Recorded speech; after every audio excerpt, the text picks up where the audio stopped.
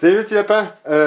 Alors, je vous avais parlé d'un motoculteur que Yann et Mélanie pardon, et Yann m'avaient laissé. Et donc, c'était un motoculteur qui était resté très très longtemps sous la pluie, sous les intempéries. Et je me suis vraiment posé la question de savoir si j'allais arriver à faire quelque chose. J'ai fait plusieurs vidéos, je vous montrerai. Ça a été un carnage, impossible de démonter les fraises de l'axe, la transmission qui était complètement ouverte et ramassée, la totalité des trucs qui étaient raides, pas mal de pièces qui manquaient dessus. Donc voilà, donc ça, j'essaie de vous en montrer un petit peu.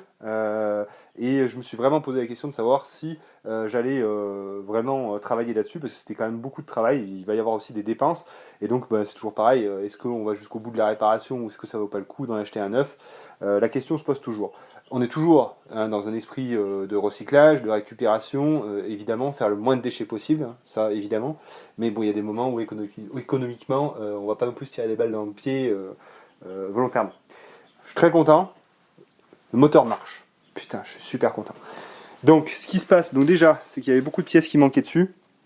Il a fallu changer l'antiparasite. Il a fallu, non sur le moteur, il y a pas tant, je vous dis qu'il y avait beaucoup de choses qui manquaient, pas tant que ça, mais il a quand même fallu changer l'antiparasite et il y a eu beaucoup de nettoyage à faire dessus. C'est-à-dire qu'on avait un carburateur. Alors voilà, euh, petit conseil. Mettez du stabilisateur de carburant dans vos réservoirs et faites en sorte de purger vos machines si vous ne les utilisez pas pendant longtemps. L'essence avait rongé le réservoir et le carburateur. Le carburateur, j'ai dû le démonter, le passer à la brosse, démonter la cuve de décantation et la passer à la brosse métallique pour enlever tout le dépôt de rouille qu'il y avait. Le réservoir, j'ai dû le démonter aussi et le rincer à l'essence avec des clous dedans pour faire une abrasion et arriver à le nettoyer. Je suis arrivé à peu près à faire quelque chose. J'étais vraiment pas confiant. Et là, on voit aussi qu'il manque le filtre à air, il va falloir que je le trouve. Bon, bref. Là, regardez ce que ça donne.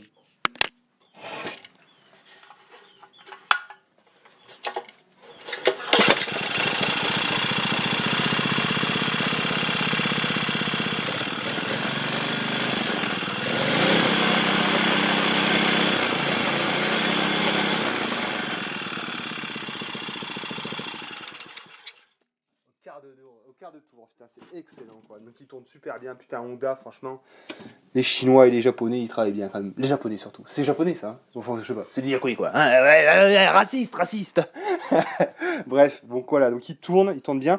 Il y a un bruit là qui s'entend là, je sais pas si vous l'entendez, mais le moteur tourne bien, mais il y a une espèce de bruit un peu là, je sais pas, c'est le lanceur qui fait ça, je comprends pas. En tout cas, je l'ai fait bien tourner, il n'y a pas de souci.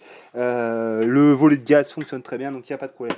On a un engin qui fonctionne, ça c'est vraiment une très bonne chose. Alors pour information, c'est un Honda G150, ça fait 144 cm3. Je sais pas quand est-ce qu'il a été développé, mais il est très vieux et il tourne d'enfer.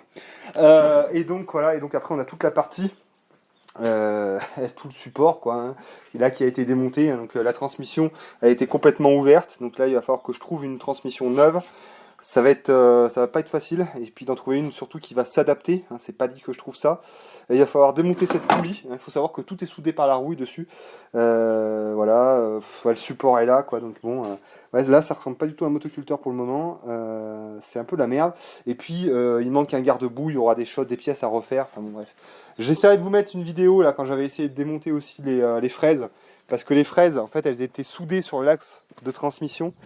J'ai été obligé de générer de la perte. C'est-à-dire que j'ai dû les couper.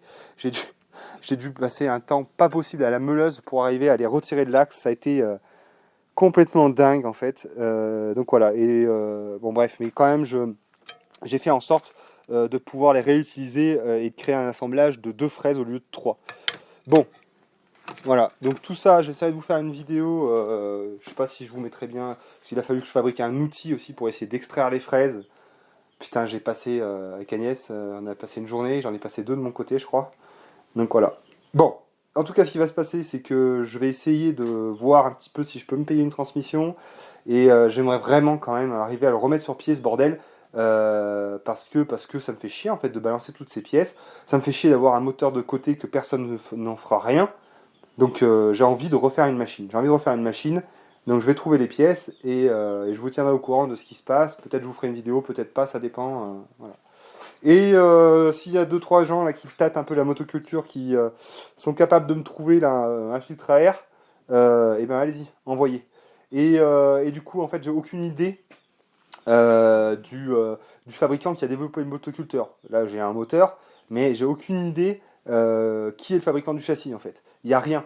C'est-à-dire que tout est bouffé par la rouille, il n'y a rien du tout. Donc voilà. Mais bon, voilà. Je vous baraille pas plus. Je vais essayer de trouver une transmission. Je veux recréer une machine pour générer le moins de déchets possible et pour faire retourner du matos voilà, qui existe, qui a été fabriqué, qui a nécessité une industrie derrière. Donc il faut que ça tourne le plus longtemps possible. Là, si vous êtes pas écolo, si vous laissez pourrir votre matériel thermique dehors, hein, ça c'est niette. Hein. Ça c'est niette parce que ce moteur, il a peut-être, je sais pas moi, il doit avoir 30 ou 40 ans. Hein, ça tourne encore comme nickel quoi. Voilà mes petits lapins. Bon, il n'y a pas de tuto mécanique, hein, parce que on verra plus tard. Je vous en montrerai des choses, mais voilà. Bisous, salut.